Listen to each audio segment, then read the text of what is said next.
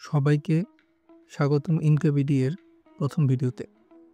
আমি স্যাম এবং এই চ্যানেলে আমরা কথা বলবো আপনার স্বাস্থ্য, আত্মবিশ্বাস এবং ইন্টিমেট ওয়েলবিং নিয়ে। আজ আমরা আলোচনা করব এমন একটি প্রোডাক্ট নিয়ে যা পুরুষদের ইরেকশন কোয়ালিটি উন্নত করতে, সাইজ বাড়াতে এবং আত্মবিশ্বাস বাড়াতে সাহায্য করে। এটি একটি পেনিস পাম্প। আমাদের কাজ হলো সঠিক তথ্য এবং গাইডলাইন দিয়ে আপনাদের সাহায্য করা, যাতে আপনারা আপনার জীবনের সেক্স এর মতো এমন গুরুত্বপূর্ণ দিকটি আরও উন্নত করতে পারেন। চলুন শুরু করি। বিসমিল্লাহ। আমাদের কাস্টমারদের প্রাইভেসির কথা মাথায় রেখে আমরা যেটা করি, আমরা কখনোই বক্সে অথবা পাম্পটি যেই ডেলিভারি প্যাকেজের ভিতরে আমরা প্যাক করি, সেই প্যাকেটের উপরে আমরা কোনোভাবে প্রোডাক্টের নেম অথবা কোনো কিছু উল্লেখ করি না, যাতে প্রোডাক্টের প্যাকেট দেখে কোনোভাবে বোঝা সম্ভব না হয় যে ভিতরে কী প্যাকড অবস্থায় আছে।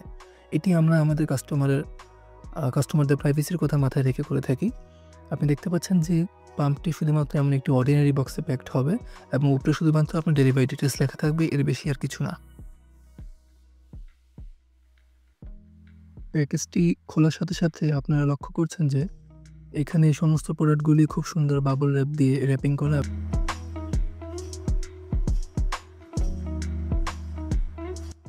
একটি একটি করে আমরা সমস্ত প্রোডাক্টগুলি বের করে নিই।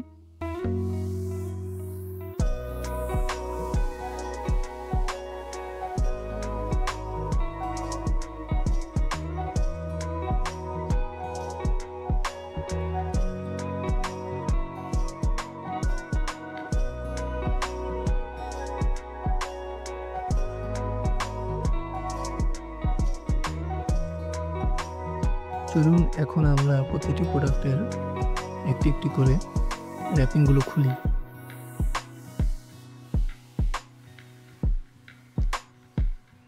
এই ভিডিওতে আমরা আনবক্সিং করছি একটি পেনিস পাম্প। দেখতে পাচ্ছেন সমস্ত প্রোডাক্টগুলি খুব সুন্দরভাবে প্যাক করা। এটি হচ্ছে একটি এয়ার ভালভ।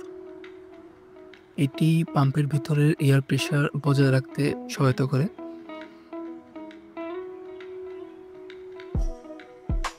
এরপরে আমি দেখব হচ্ছে একটি এয়ার পাম্প। এটি একটি হাই কোয়ালিটি এয়ার পাম্প।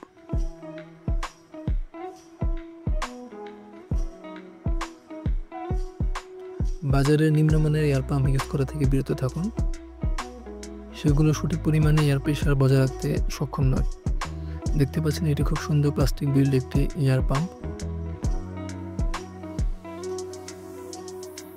এবার আমরা দেখব হচ্ছে কানেক্টিং রড অথবা কানেক্টিং পাইপ বলে এটাকে। কানেক্টিং পাইপ হচ্ছে এয়ার সিলিন্ডার আর এবং ওই এয়ার পাম্পের মধ্যে কানেকশন সামঞ্জস্যতা বজায় রাখে। কানেক্টিং পাইপ যদি খারাপ কোয়ালিটির হয়, সেক্ষেত্রে কিছুদিন ব্যবহারের পরপরই এগুলোতে ফাটল দেখা দেয় এবং এগুলো থেকে এয়ার লিক করে। এখন আমরা দেখতে পাচ্ছি সিলিকন রাবার। এই রাবারগুলো পাম্পের বেজে ব্যবহার করা হয় এবং এই রাবারগুলো 3টি সাইজে আসে, লার্জ, মিডিয়াম এবং স্মল। আপনি আপনার প্রয়োজনীয় যে সাইজটি প্রয়োজন হয় সেই সাইজটি আমাদের কাছ থেকে কালেক্ট করতে পারবেন। প্যাকেজটির সাথে একটি রাবার আসে। পূর্বে প্যাকেজের সাথে 3টি রাবার আসতো, কিন্তু সেক্ষেত্রে পাম্পের দাম বেশি পড়ে যায় এবং আমাদের বাংলাদেশের প্রেক্ষাপটে দেখা যায় বড় সাইজের রাবার কোনো কাজে আসে না এবং সেটি কাস্টমাররা ফেলে দেয়। সেক্ষেত্রে এখন আমরা যেটা করি, আমরা একটি করে রাবার দিই, যেই সাইজ যাদের ফিট হয় তারা সেই সাইজটি নিতে পারে।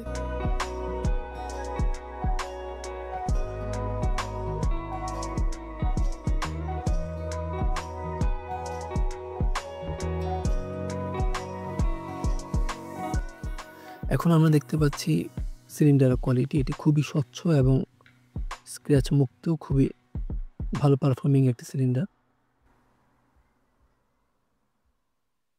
এবার লাস্টে যেটি দেখতে পাচ্ছেন, এটি হচ্ছে এক প্রকার সুতা বা দড়ি যেটাকে বলে। এটার কাজ কি আমরা একটু পরে আসতেছি। এটার কাজ দেখা মাত্র আপনি বুঝে যাবেন যে এটি কেন ব্যবহার করা হয়।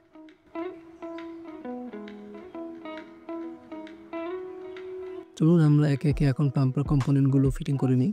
প্রথমে আমরা পাম্প এর সাথে এয়ার ভালভটি অ্যাটাচ করে নিচ্ছি। এটি একটু ভালোভাবে অ্যাটাচ করতে হবে, কারণ এখানে সঠিকভাবে অ্যাটাচ না হলে এয়ার লিকের সম্ভাবনা থাকে। যদি এয়ার লিক হয় সেক্ষেত্রে দেখা যাবে আপনাকে ঘন ঘন বেশি পাম্প করতে হবে। এয়ার সিল টাইট হলে অল্প পাম্পেই ভ্যাকুয়াম প্রেশার ক্রিয়েট হবে।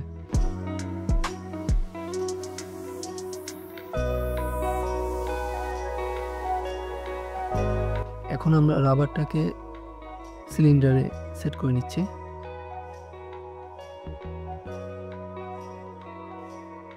রাবারটা স্ট্রেচি হওয়াতে আপনি সিলিন্ডারে বসানোর পরপর এটা সিলিন্ডারকে এক প্রকার কামড়ে ধরবে। এভাবে রাবারটা খুব সুন্দরভাবে বেজের সাথে ফিটিং করে নেবেন, দেখতে পাচ্ছেন।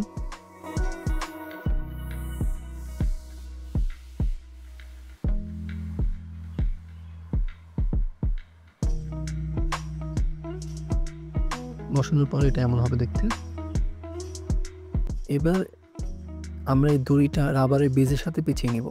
এটি পেঁচানোর কারণ হচ্ছে যখন নতুন অবস্থায় আপনি রাবারটা খুবই শক্ত থাকে, টাইট থাকে, তখন এটা বসানোর পর আপনি খুব আরামসে ব্যবহার করতে পারবেন। কিন্তু পুনঃ ব্যবহারের সাথে সাথে রাবারটা আস্তে আস্তে লুজ হয়ে যায় বা ঢিলা হয়ে যায়, এবং এখানে যেহেতু আপনি অয়েল ইউজ করতেছেন সেক্ষেত্রে এক প্রকার পিচ্ছিল হয়ে যায় জায়গাটা। সেক্ষেত্রে রাবারটা আর সঠিকভাবে থাকে না এবং দেখা যায় যে ব্যবহারের সময় রাবারটা খুলে আসতেছে, বের হয়ে আসতেছে। সেক্ষেত্রে আমরা আপনাকে এই দড়িটি প্রদান করে দিচ্ছি। আপনি এইভাবে পাম্পটি বেঁধে নিলে এটি আপনি যতবারই ব্যবহার করেন না কেন খোলার আর কোনো সম্ভাবনা নেই। নতুবা আপনি যদি পাম্প ব্যবহার করার অবস্থা যদি রাবারটি খুলে যায় সেক্ষেত্রে একটা বিব্রতকর সিচুয়েশন হয়। সেক্ষেত্রে রাবার আবার খুলে আবার এটাতে পরাতে হয় এবং এই কাজটা খুবই সমস্যার সৃষ্টি করে। এই কারণে আমরা প্যাকেজের সাথে এই দড়িটি দিয়ে দিই। এটি আপনি সুন্দরভাবে একবার পেঁচিয়ে নিলে পাম্প ব্যবহারে আর কোনো সমস্যা হবে না। এছাড়া আপনি যদি চান যে এটা ছাড়াও ব্যবহার করতে চান, আপনি ব্যবহার করতে পারেন। এটা অ্যাডিশনাল একটা জিনিস আমরা দিয়ে রাখলাম। এবার আমরা কানেক্টিং রডের যে 2 প্রান্ত আছে সেখানে অপেক্ষাকৃত মোটা প্রান্ত সেটি আমরা পাম্পের যেই হেড নজল আছে সেটির সাথে অ্যাটাচ করব।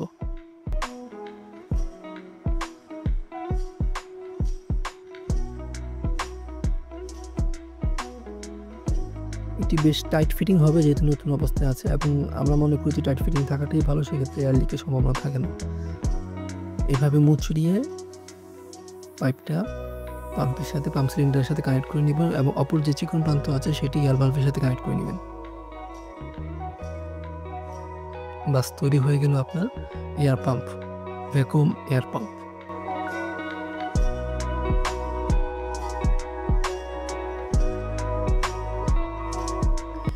এবার একটি পাম্পের সঠিক কার্যপদ্ধতি দেখানো ইউটিউবে সম্ভব নয়, যেহেতু ইউটিউবের স্ট্রিক্ট রুলস এন্ড রেগুলেশনস রয়েছে। আমরা হয়তোবা ভবিষ্যতে দেখানোর চেষ্টা করব, কিন্তু আপাতত পাম্পের ভ্যাকুয়াম কার্যপ্রণালী বোঝানোর জন্য আমরা যেটা করেছি, এখানে দেখতে পাচ্ছেন যে আমরা একটি হ্যান্ড গ্লাভস নিয়েছি। হ্যান্ড গ্লাভসটি পাম্পের ভিতরে প্রবেশ করিয়ে আমরা আপনাদেরকে এক প্রকার দেখানোর চেষ্টা করছি যে ভ্যাকুয়াম প্রেশার ক্রিয়েট করলে ভিতরে চেম্বারে কেমন হয়। আপনি দেখতে পাচ্ছেন যে এখানে পাম্প করার সাথে সাথে ভিতরে যেই হ্যান্ড গ্লাভসটি রয়েছে এটা হচ্ছে মেডিকেল গ্রেডের হ্যান্ড গ্লাভস। এটা খুব ইনফ্লেট হচ্ছে অথবা বড় হচ্ছে আমরা দেখতে পাচ্ছি, এবং এই যে দেখুন ভালভ প্রেস করার সাথে সাথে হ্যান্ড গ্লাভসটি আবার পুনরায় ছোট হয়ে যাচ্ছে। আবার প্রেশার ক্রিয়েট করছি, এটি বড় হচ্ছে, এবং যে দেখতে পাচ্ছেন এটি পুরোপুরি ইনফ্লেট হয়েছে এবং পুরোপুরি সিলিন্ডার ভরে গেছে। এবং যদি আমরা এই যে এয়ার ভালভটি প্রেস করি সাথে সাথে প্রেশার আবার ডিক্রিজ হয়ে যায়। এই একই রকম পদ্ধতি কাজ করবে যখন আপনি আপনার পেনিসেটের ভিতরে ইনসার্ট করবেন। যখন আপনি এটাকে পাম্প করতে থাকবেন পুনঃ সেক্ষেত্রে আস্তে আস্তে পেনিসের আকার আর বড় হবে এবং মোটা হবে, এবং যখন এয়ার ভালভটি আপনি প্রেস করবেন তখন সাথে সাথে ভিতরে ভ্যাকুয়াম প্রেশারটি কমে যাবে।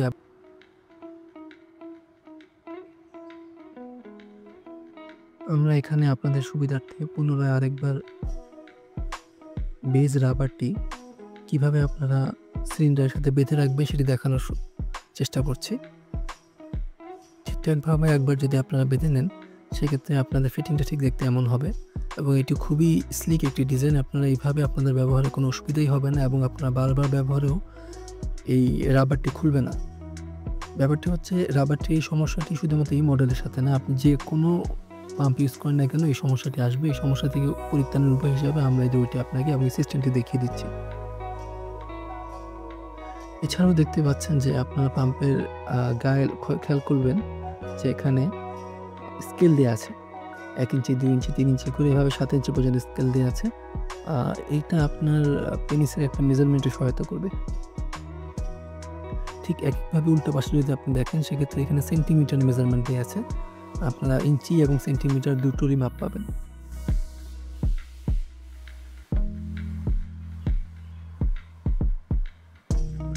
এই হচ্ছে আপনার টোটাল সেটআপটা। এখন আমরা আস্তে, আস্তে অ্যাসেম্বলি খুলে নিচ্ছি।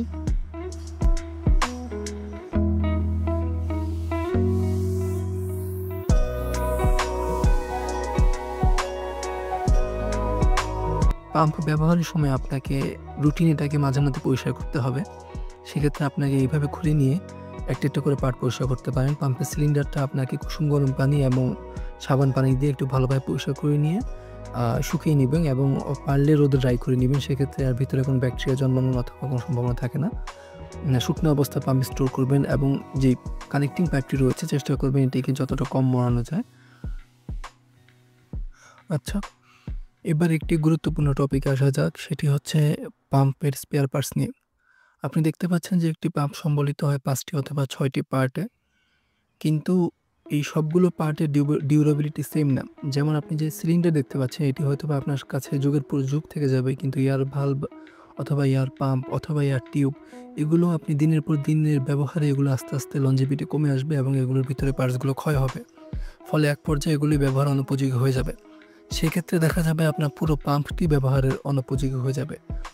সেক্ষেত্রে আপনি যখন পাম্প ক্রয় করবেন এটি মাথায় রেখে ক্রয় করবেন যে এটির স্পেয়ার পার্টস অ্যাভেলেবিলিটি আছে কিনা। ধরুন আপনি একটি পাম্প আমাদের কাছ থেকে ক্রয় করলেন, আপনি ৬ মাস ব্যবহার অথবা ১ বছর ব্যবহার করার পরে খেয়াল করলেন যে এটির নিচের যে রাবার বেসটি আছে সেটি নষ্ট হয়ে গিয়েছে অথবা ক্ষয় হয়ে গিয়েছে, অথবা যেটি হোক এটি আপনাকে আর ফিটিং হচ্ছে না। সেক্ষেত্রে আপনি শুধুমাত্র এই রাবার রিংটি আমাদের কাছ থেকে পুনরায় অর্ডার করে আবার ব্যবহার করতে পারেন। অথবা যেটি আছে যেমন এয়ার টিউব যেটি আছে কানেক্টিং রড, এটিও আপনার এক পর্যায়ে হয়তোবা ফিজিক্যাল কোনো ড্যামেজ হতে পারে। সেক্ষেত্রে এটি আর এয়ার প্রেশার ঠিকঠাক রাখবে না। সেমভাবে এয়ার ভালভও নষ্ট হতে পারে। তো এভাবে নষ্ট হওয়ার কারণে আপনি যদি ওই স্পেয়ার পার্টসটি কারো কাছ থেকে কালেক্ট করতে না পারেন সেক্ষেত্রে আপনার পাম্পটি পুরোপুরি ব্যবহারের অনুপযোগী হয়ে যাবে। আমাদের কাছ থেকে পাম্প কালেক্ট করার যে সুবিধাটি আপনি পাবেন সেটি হচ্ছে আমাদের কাছ থেকে পাম্প কালেক্ট করার পরে এটির যেই স্পেয়ার পার্টসগুলো আছে সবগুলোই আমাদের কালেকশনে আছে এবং ভবিষ্যতেও থাকবে ইনশাআল্লাহ। সেক্ষেত্রে আপনি নিশ্চিন্তে পাম্প ব্যবহার করতে পারেন যে কোনো সময় আপনার পাম্পের যে কোনো পার্টস যদি প্রয়োজন হয় আপনি আমাদের কাছ থেকে সেটি কালেক্ট করতে পারবেন। যেমন স্ক্রিনে দেখতে পাচ্ছেন আপনারা একটি অটোমেটিক ইলেকট্রিক ভ্যাকুয়াম পাম্প।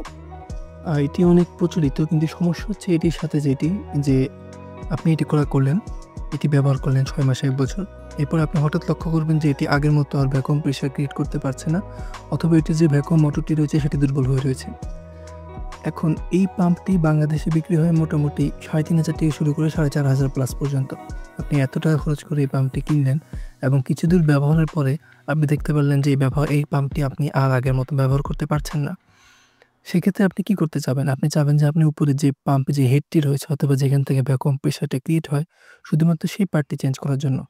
কিন্তু এখানে সমস্যা হচ্ছে কোম্পানি যারা এই পাম্পটি প্রডিউস করেছে তারা এটির যেই আলাদা যে হেডটি আছে অথবা যে ভ্যাকুয়াম যেই হেডটি রয়েছে এটি সেপারেটলি তারা সেল করে না। তো সেক্ষেত্রে আপনার এই পুরো পাম্পটি অকেজো এবং আপনাকে ফেলে দিতে হবে এবং পুনরায় পুরো পাম্পটি আপনাকে ক্রয় করতে হবে ব্যবহারের জন্য।